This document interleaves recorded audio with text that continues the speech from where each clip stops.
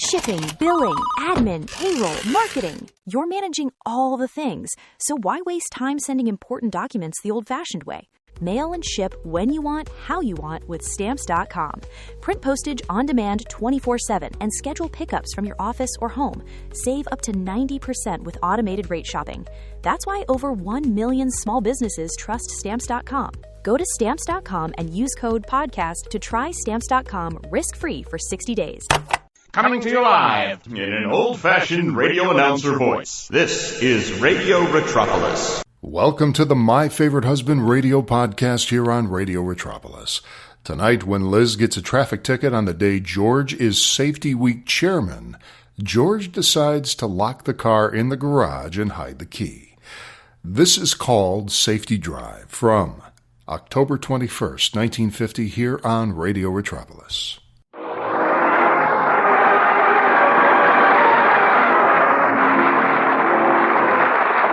Yes, it's the Gay Family series starring Lucille Ball with Richard Denning as Liz and George Cooper, two people who live together and like it.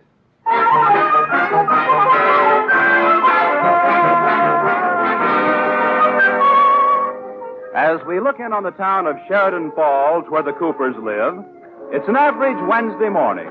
The traffic on Elm Street is fairly heavy. The cars are moving along about as usual. Except, wait a minute. Pull over to the curb. Here comes a woman driver. No, pull over to the curb, get out, and lie flat on the sidewalk. It's Liz Cooper.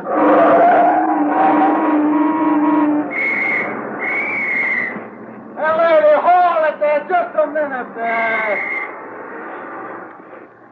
Were you whistling at me, officer? Well, yes. As a matter of fact, I was. Yes. What for? Guess.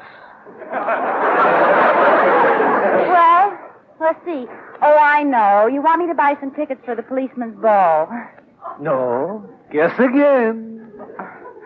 You were just being friendly and wanted to say hello? No, and you're getting colder. Well, I give up. What did you want? Well, I hate to be rude. Oh, that's all right. According to the law, when a driver intends to turn, he indicates the choice of his direction by a certain specific arm signal. I know.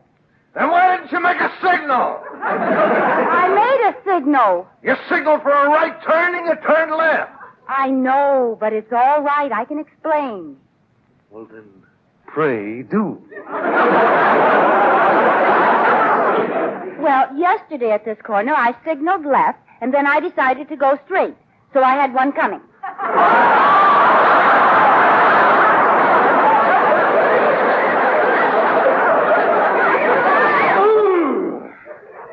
Well, that makes sense, doesn't it? It's perfect. Well, then what's that you're writing? It's a story for the Reader's Digest. I'm the most unforgettable character I ever met. Here's your ticket. Ooh.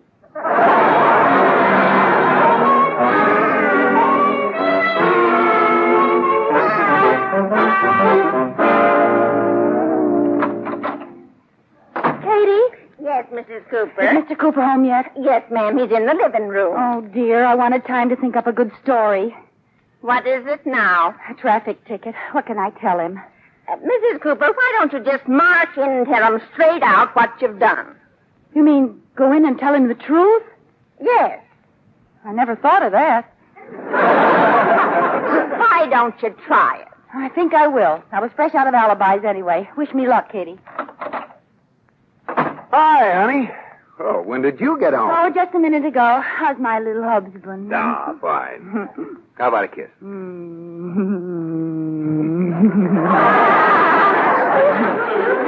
Honey, I have something to tell you. I have something to tell you, too. Oh, but mine's so important. Mine's important, too. Yeah, but mine won't keep. Mine won't either. Look, this could go on all night. Now, let's decide which one's going to tell their news first. Well, I think the prettiest one in the room should talk first. Well, all right. Well, as I was This driving morning at the bank, I got a phone call.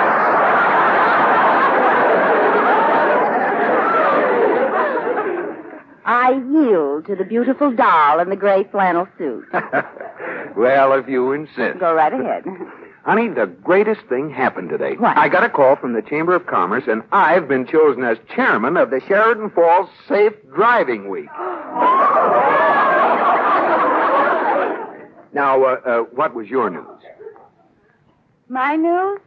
Yeah. What were you going to tell me? Well, I was just going to say, we're having dinner tonight. Where? Here. We're having dinner at home. This is your news? Dull, ain't it? Oh, come on now. That isn't what you were going to say, is it? Well, I'll get it. You wait there, George. Did I hear the door? Mrs. Cooper got it, Katie. Oh, well, how'd you take it, Mr. Cooper? Take what? Mrs. Cooper's news about the traffic ticket. What traffic ticket? Well, didn't she... Oh! Go on, Katie. Oh, no, Mrs. Cooper, That'll be all, Katie. Yes, sir. I wonder if the employment office is still open. Just a newsboy. Let's go have dinner, George. Just a minute, Liz. What was it you were really going to tell me? I was going to tell you, about something I learned today. Oh? Yes. George, did you know that the female crocodile lays 3,000 eggs a year? No. Ain't that interesting? Oh, very.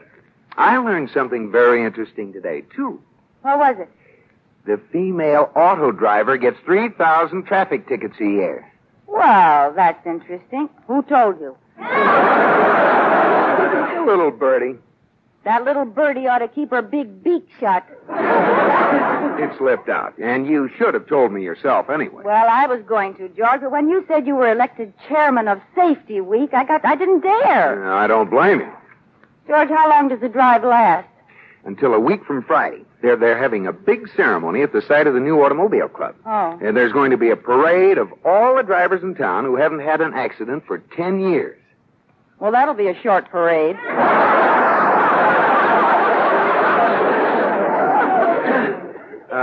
Look, Liz, do you think you can possibly keep from getting a ticket while I'm chairman of this drive? Oh, sure. I could leave the car in the garage. Now, don't be smart. I'm very serious about...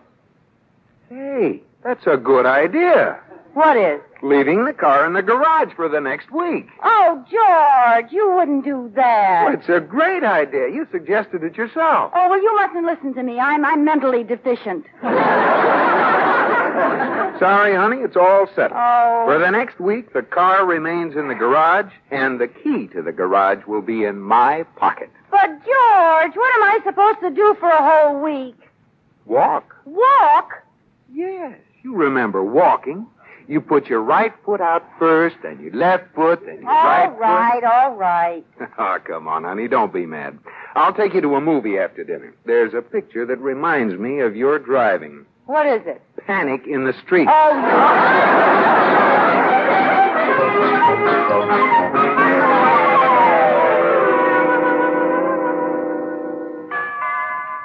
I'll get it, Katie. It's probably Marge Van Tassel. I asked her to come over. Hi, Marge. Come on in here. Oh, honey, I came over as soon as I could. What's this big project you want me to help you with? Well, you know how George has had the car locked in the garage all week. Yeah? Well, I've got to get it out today. But why today? The safety drive will be over tonight, and George will take the car out for you. I know. And guess what he's going to find on the left front corner of the car? What? No fender. George doesn't know it, but I ran into someone. Who? I don't know. But somewhere in this world tonight there's a car with 5 fenders. Oh. And Marge, I just have to get it fixed. What's your plan? Don't you have a duplicate key to the garage? No. Oh, wait, of course. We used to keep one in this vase on the mantel. I'll bet he's forgotten all about it. Well, get it out. No key. What's this piece of paper? Well, of all the nerve. What's it say? Did you ever get fooled? Signed, George.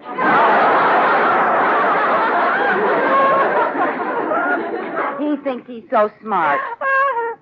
Well, speaking of the woman who's locked herself out of the house innumerable times, there's only one thing to do. What's that? Get a screwdriver.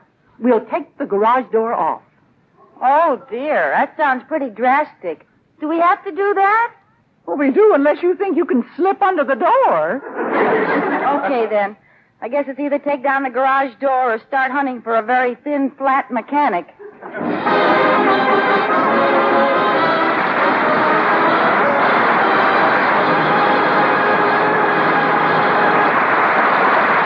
True or false?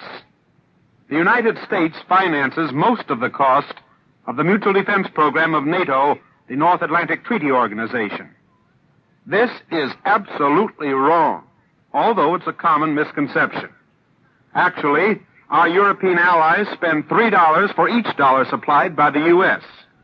Every nation of the 15 making up NATO is the final judge of its own contribution, giving democratically and willingly to the common cause. Each in its own way, each according to its ability to contribute. That's how NATO countries operate this great force for peace.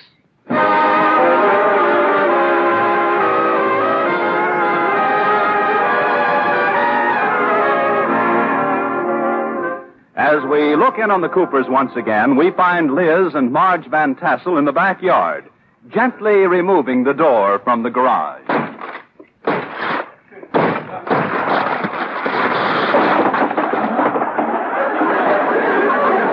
There, we finally got the door off. Yeah, it's too bad we couldn't find a screwdriver. Oh, well. The crowbar didn't splinter the door too much. No, not too much. On the way back from the repair shop, we'll look for a carpenter. Yeah. Well, let's hurry up and go. I have to get the car back before George gets home. Okay. And George thought he could put one over on me. Ha! Well, what are we waiting for? Marge, do you know how to start a car without a key? Oh, no, Liz. What are we going to do? What else? Give me that crowbar. You can't use it on your car. Oh, no, I guess not. There must be a way to start a car without a key. Let's get out and look under the hood. That's a good idea. Help me lift it up. Okay.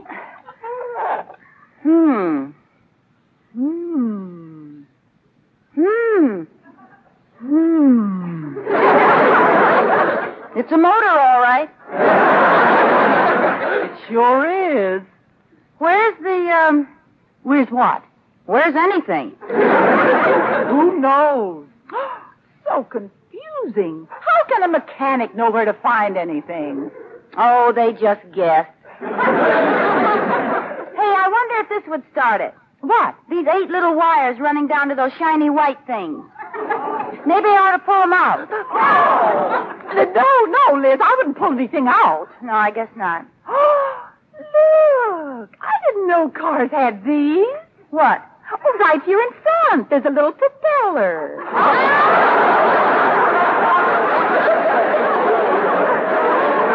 Oh, Marge, that's not a propeller.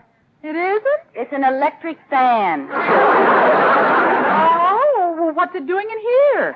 Oh, anybody knows that. When the mechanic's working on the motor, it keeps him cool.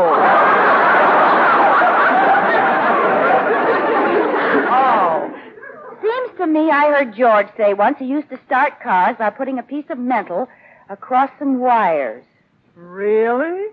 Yeah, it sounds silly, but it's worth a try. Now, what do we use? Hand me a hairpin. Oh, here. Gee, it's dark down in here. I can't see very well. Well, wait a minute. I'll light a match. No, don't bother. I found some wires. Are they connected to anything? Oh, wait a minute. I think so. Are you all right? I can't hear you over the sound of the motor. Ah, the motor! It's running. All right. Jump in the car. Okay. We're off.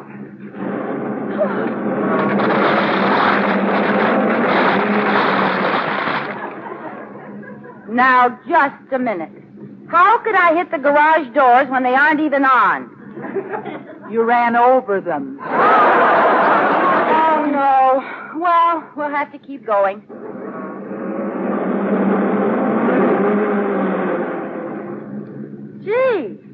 was one of my best backing jobs. Clear out of the driveway and into the street, and I didn't lay a wheel on one petunia. Good for you, Liz. Well, what are we waiting for? Why don't you turn? I can't. Why not? The steering wheel's locked. Locked? Yes, we've got the motor started, but I can't turn the wheel. Oh, this is a fine mess. Say, do you think if I got in back and you got in front, we could lift it around?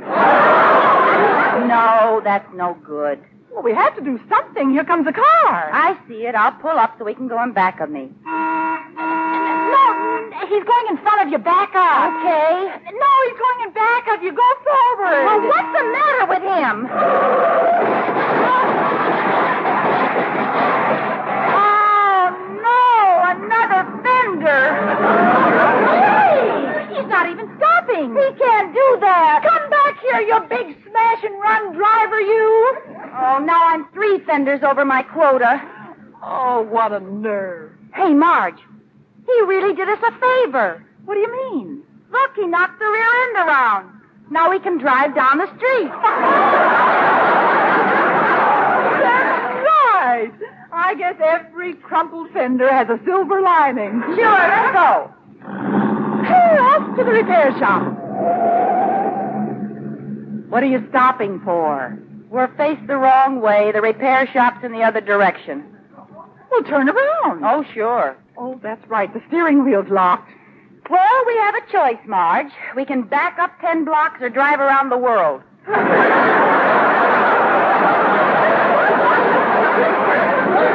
I've seen you back up. It'd be quicker to drive around the world. Never mind. We'll go forward and keep a sharp lookout for a garage.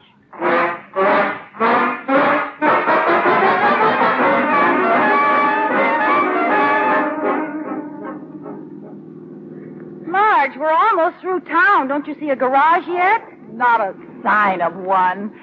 I wonder how much longer we're going to have to drive like this. Who knows?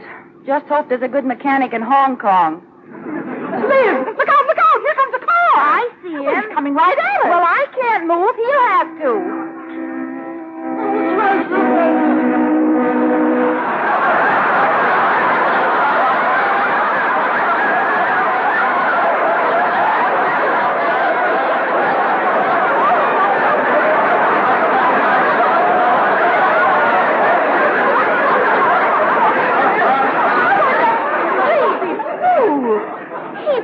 On the wrong side. He had to, Marge. I'm 3 feet from the left curve.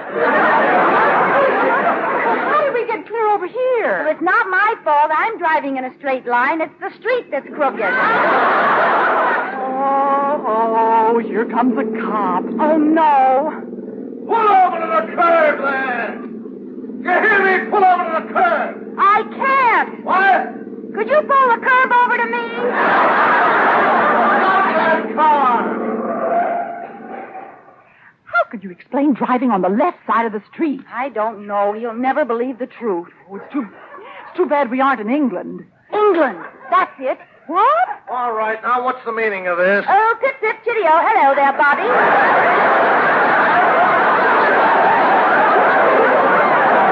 Oh, it's you. Righto, old chap. It's me, all right.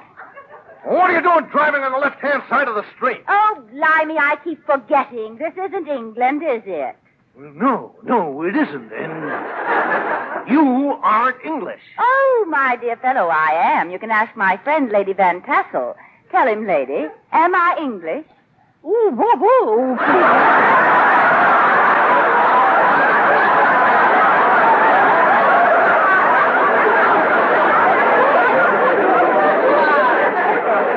There you are, officer.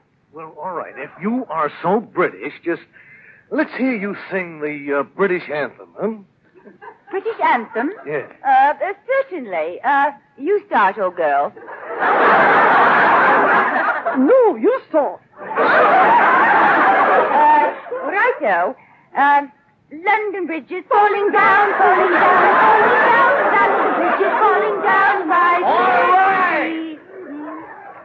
I'll give you about 2 minutes to get that car over to the right side of the road. But I told you I can't. I can't turn the wheel. Oh, you women drivers. Oh, come on, get out. I'll pull it up to the curb. But, officer, look, there's something I have to tell you. I've heard enough of your phony stories. Get out. Officer, believe me, don't try to move this car. Your motorcycle's right in front of us. And now, I hope I know enough about driving to miss my own motorcycle. Now, will you please keep quiet and let me handle this?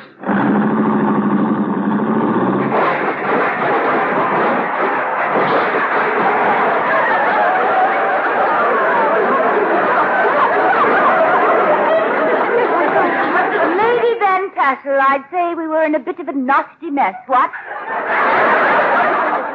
Woo-hoo!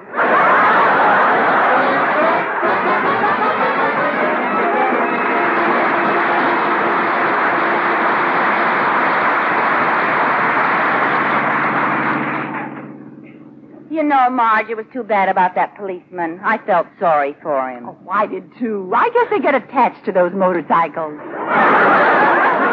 Yeah, they must.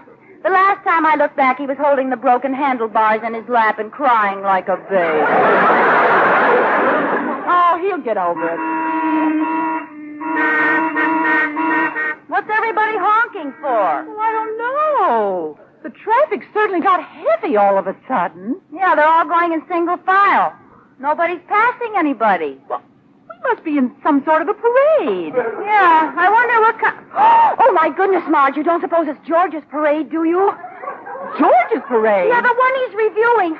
All the drivers in town who've driven 10 years without an accident. Oh, it must be. Wait a minute. There's a reviewing stand ahead. Where? I can't quite make... Oh, it's George. We've got to get out of here. Turn the car around.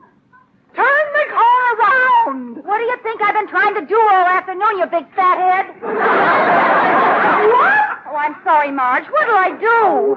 Wait till the car ahead is out of the way and then speed past the stand. Oh, I can't. There's a big excavation ahead and I can't turn. That's where they're building the new auto club. Oh, Marge, I can't let George see me. I'm going to stop. Oh, you can't. What about the whole parade in back of us? Well, they'll just have to wait till I figure this out. Now, what we can do...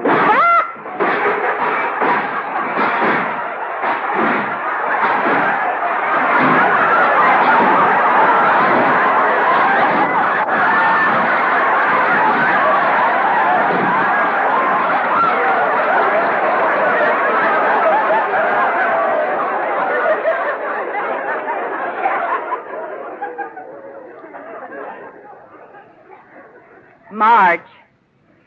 Yes, Liz? Look back and tell me what you see. I'm afraid. You look. Okay. I see a wreck. Just one? Yep, just one. But it's 3 blocks long.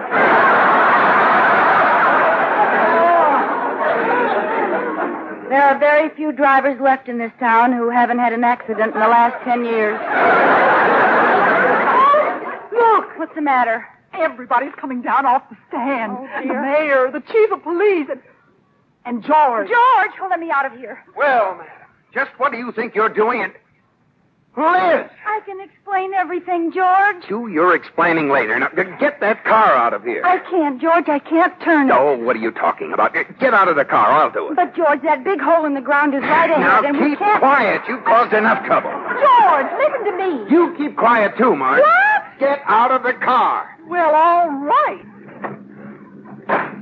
George, please.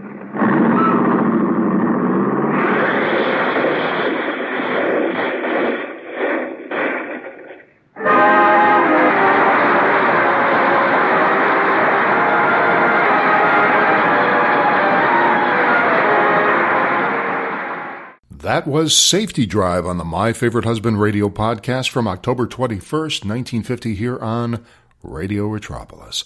This episode is no friend to feminists around the world in this day and age, as if there is any show that is of that time, of the 50s, this would be it. I'm not talking about the time when women were terrible drivers. I'm talking about the time when writers made fun of women drivers. In fact, women needed cars more in 1950 with the migration of families from the city to the suburbs in order to go about their regular business, their household duties, going to the store, taking kids to school, and so forth. And Liz in particular, living in the suburbs, has a lot of stuff she has to do for George as the dutiful housewife. So she has to go to the butcher shop, she has to go to the grocery store, she has to go to the cleaners. You can't just walk and get those, not in the suburbs. Not like you can in the city, and even in the city it's not that easy. But in the suburbs, you absolutely need a car to go anywhere. Men, on the other hand, just drove to work, if they didn't take the train, that is, into the city. Some just took the train into the city and never drove at all.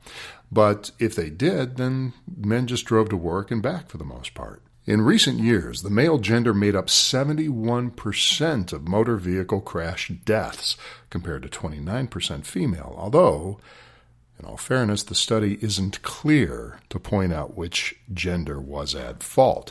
Today, there are actually more women drivers than men, according to the Insurance Institute for Highway Safety. That's 50.3% to 49.7%. Female drivers are less likely to violate the laws of the road than males. Men are more responsible for reckless driving, and it's usually about 3.4 to 1 in favor of males as far as that reckless driving is concerned. But it should also be noted that this gap has been narrowing over the years.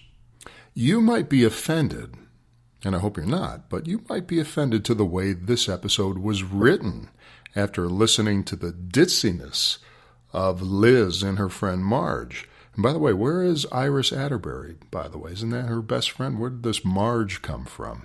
I mean, we've heard from her or about her in past episodes way back, but never really saw her as a great friend to Liz. And it's interesting that Iris Atterbury is not part of today's show. Now, my guess is the reason most likely that she's not part of this is because the very in-demand Bea Benaderet, who plays Iris, was probably unavailable this week. Getting back to the story, you might think that Lucy was doing a disservice to women by not just being incredibly stupid, but also being deceitful in her agenda, which is stupid to begin with. Well, keep in mind, and this is really important, this show was Lucille Ball's show. She was the boss, and Lucy was, the person I'm talking about, was highly intelligent, tough as nails. She knew who she was, and she knew what this show was, and she knew who her audience was.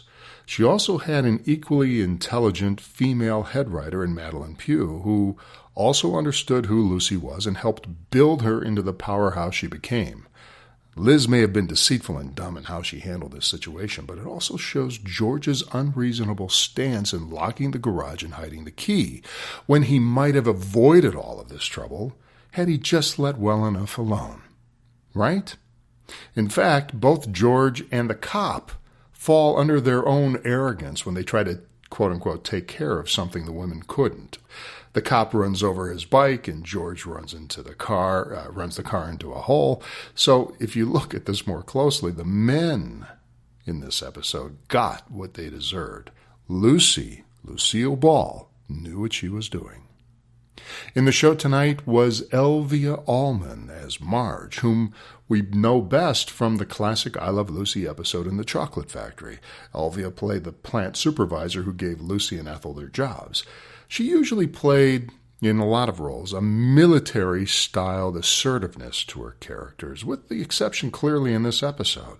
And the other voice we heard started as a great character actor on the radio and, of course, in films, such as his role as Nick the bartender in It's a Wonderful Life. He became a regular in the 1940s comedy radio series The Adventures of Maisie, starring Ann Sothern. He would soon become a legendary producer in show business who also produced The Danny Thomas Show and worked closely with Lucy's company Desilu in the 1960s on The Andy Griffith Show and The Dick Van Dyke Show. That man was the great Sheldon Leonard, whose every syllable sounded like it came from a hitman from every James Cagney movie. Sheldon Leonard died on January 11th, 1997 at the age of 89. That was Safety Drive on the My Favorite Husband radio podcast from October 21st, 1950 here on Radio Retropolis. We'll see you next time. Radio Retropolis.